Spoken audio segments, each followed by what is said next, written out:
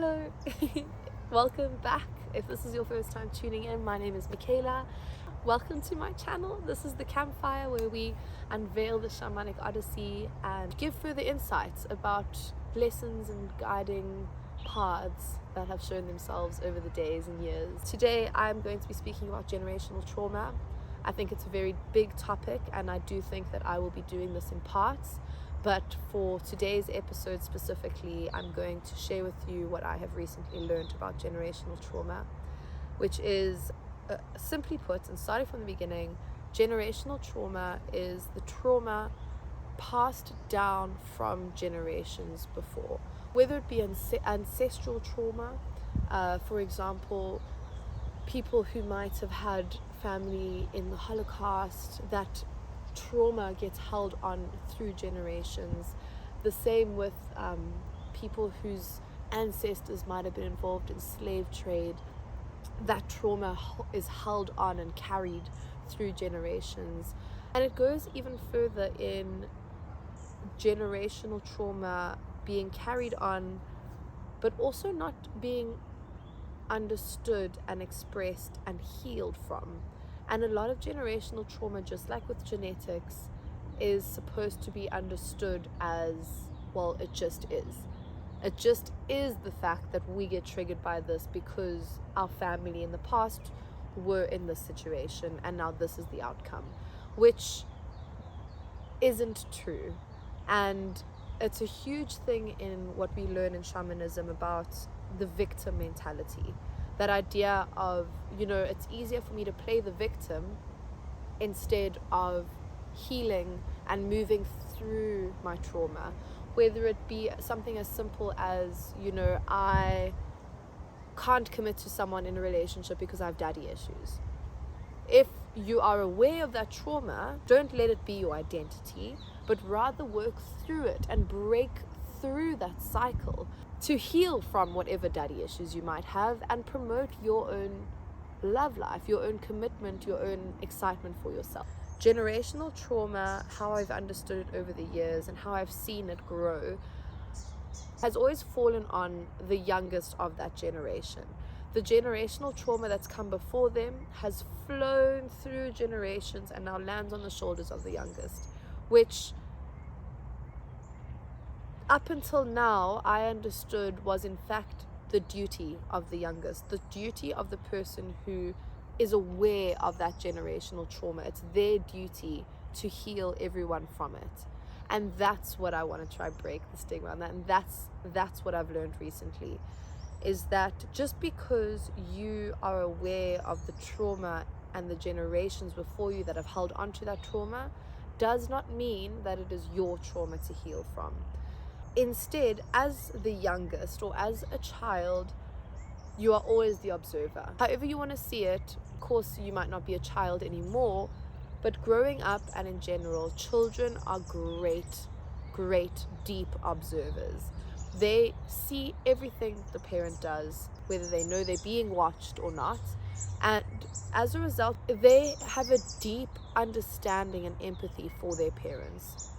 And as the child starts growing and understanding themselves more and more, they understand which trauma is theirs from their experience and which trauma has been projected onto them from the generations before them. What this does is it helps disassociate what belongs to you and what you need to heal from and what belongs to others that you can give back to them. And that's where I'm getting with all of this, is recently, from a personal perspective, is I've been giving my generational trauma back to the generations they belong to while they are alive, to heal and to grow and to transform from that space, from that trauma, so that the burden doesn't fall on my shoulders.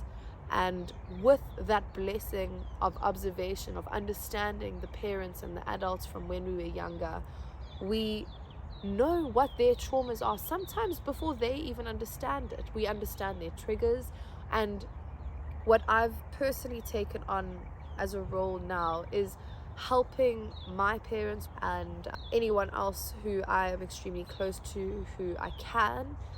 I've been helping them identify their triggers in a safe space so that they can feel vulnerable and have a moment to reflect on, actually, that wasn't right. That actually was a little bit weird, what happened when I was a child, or this specific situation, and I didn't feel comfortable with it. And yes, you're right, maybe I do have a slight trigger towards it and a slight trauma from it.